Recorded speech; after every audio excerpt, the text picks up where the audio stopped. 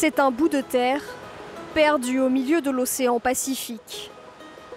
L'île de Pâques, connue pour ses plus de 900 moaïs, des statues sacrées, centenaires, qui ont vu ces dernières années leur île changer. Ces plages sont de plus en plus polluées, comme nous le montre cette militante écologiste. Ça, je crois que c'est un morceau d'un seau de peinture. Ça, c'est le couvercle. Et ça, je ne sais pas d'où ça vient. Mais j'imagine que c'est une marque connue. Chaque année, près de 4,5 millions de déchets arrivent sur le littoral, d'après des chercheurs. La plupart des détritus sont en plastique, apportés par les courants marins ou déversés par les bateaux de pêche industriels. Autour de nous, il y a beaucoup de gros bateaux de pêche industriels qui viennent ici pour pêcher du thon. Mais ce qu'ils font, c'est qu'ils en profitent pour se débarrasser de leurs déchets en les jetant à la mer. À quelques kilomètres de là, des vignes traquent une autre pollution. Du plastique toujours, mais ici sous forme de microparticules. Elles envahissent les plages et sont 50 fois plus nombreuses sur les côtes de l'île de Pâques que sur celles du Chili continental. Comme c'est une zone rocheuse, le plastique qui flotte vient heurter les rochers encore et encore et il se fragmente. Ça peut rester pour toujours, car ce n'est pas biodégradable, comme ce n'est pas une matière naturelle. Le plastique peut stagner des centaines d'années dans l'océan. Autour de l'île, de nombreux oiseaux et poissons en consomment et les conséquences pour la santé humaine restent incertaines. Même si l'on nettoie cet endroit aujourd'hui, la mer apportera encore et encore des déchets demain. En réalité, tant qu'on continuera à produire et consommer du plastique, il n'y aura pas grand-chose à faire.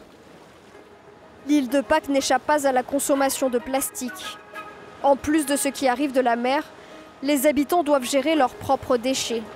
Ils sont près de 8000 à vivre ici, sans compter la venue de plus de 100 000 touristes par an. De quoi donner du fil à retordre au centre de recyclage de l'île, où la directrice, Alexandra Touki, se bat depuis plus de 20 ans pour une meilleure gestion des déchets. Ça, c'est la collecte de 2 semaines et il va nous falloir au moins 1 mois pour tout trier avant de pouvoir le compacter. En une journée, les employés traitent plus de 10 000 bouteilles en plastique, envoyées ensuite dans la presse pour y être compactées.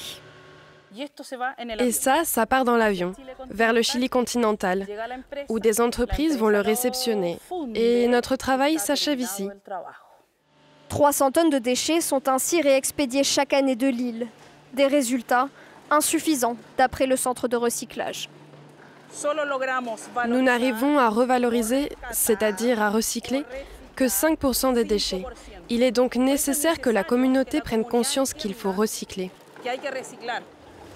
95% des déchets finissent en effet à la décharge, sur le point de déborder.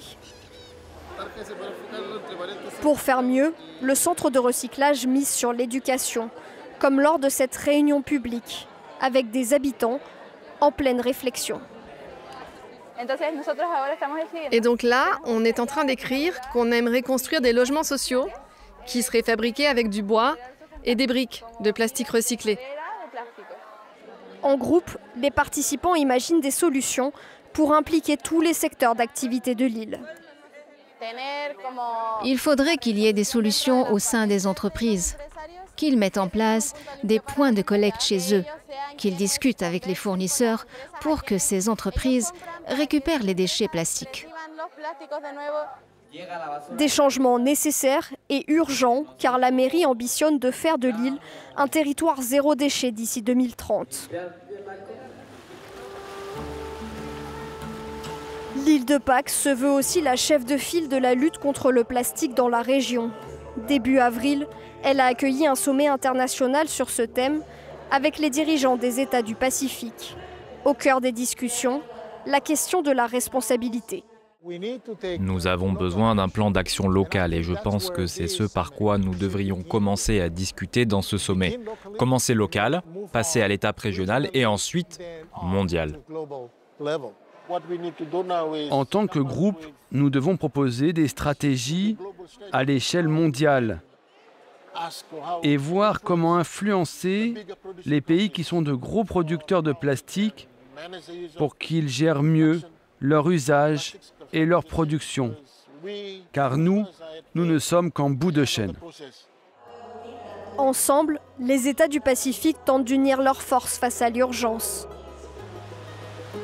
Si rien n'est fait, la quantité de déchets plastiques dans les océans pourrait tripler d'ici 2060.